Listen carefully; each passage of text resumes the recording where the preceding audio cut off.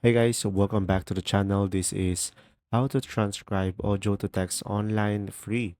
So first one is open up a browser into your device. And now just simply go for tinywow.com. And now from here guys, this will be their homepage. And you can just simply tap the search bar here and search for audio to text.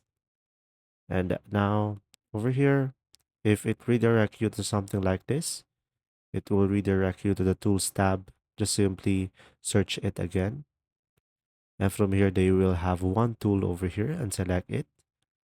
And now over here, you can just simply go ahead, upload from PC or mobile, or drag the files over here and just simply tap upload and select a file action. In my case, it is on my video recorder.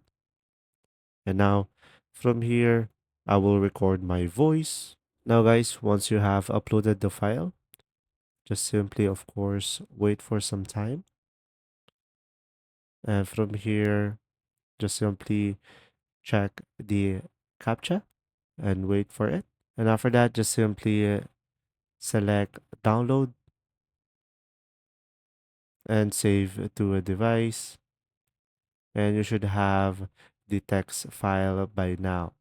And there you go. I hope this video helped you understand more. If you do, leave a like and thanks for watching.